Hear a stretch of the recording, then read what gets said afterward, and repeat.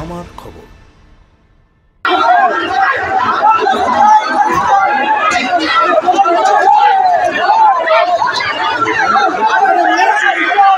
চন্দন শেখ ও স্মৃতি বিবির শাস্তির দাবিতে বোলপুর আদালতের সামনে বিক্ষোভ দেখালো রজতপুর গ্রামের বাসিন্দা থেকে শুরু করে মৃতের আত্মীয় পরিজনরা। রাতের অন্ধকারে ঘুমের ওষুধ স্প্রে করে আগুনে পুড়িয়ে মেরে ফেলা হয় একই পরিবারের বাবা মা ও ছেলেকে। এই ঘটনায় মূল চক্রীকে গ্রেপ্তার করে পুলিশ। তাদের মধ্যে পরিবারের একজনও আছেন। পুলিশের কাছে নারায়ণ স্বীকারোক্তি দিয়েছেন গ্রেপ্তার হওয়া চন্দন শেখ এবং স্মৃতি বিবি।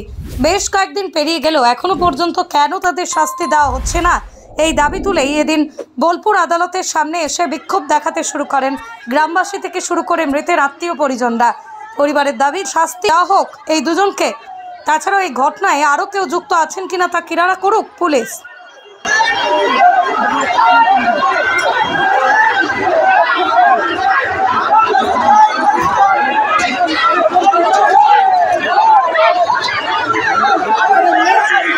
আপনারা তো জানেন যে আমার বাবা মা এবং ছোট ভাইকে পুড়িয়ে হত্যা করা হয়েছে।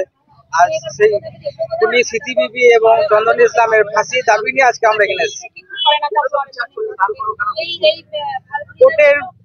কোর্ট সেরকম ঠিক মতো বিচার করতে চাইছে না, পুলিশ প্রশাসন আর সেরকম স্টেপ নিতে চাইছে না, ওই জন্য আমরা এই মিছিলে বের করেছি।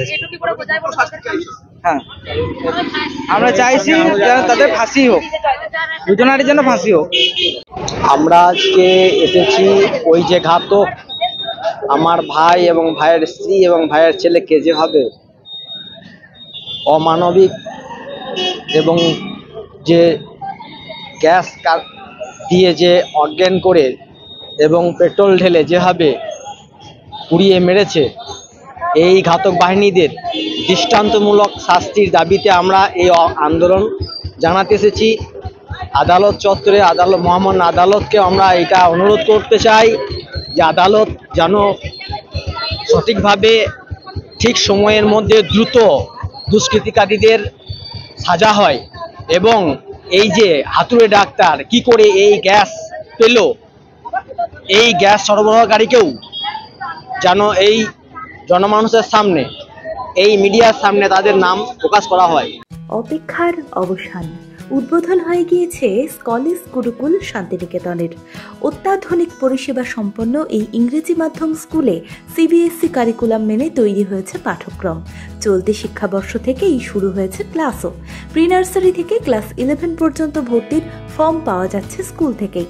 ঠিকানা গোয়ালপাড়া, তালতর রোড, শান্তিনিকেতন। বিস্তারিত জানতে যোগাযোগ করুন 9609039000 এই নম্বরে।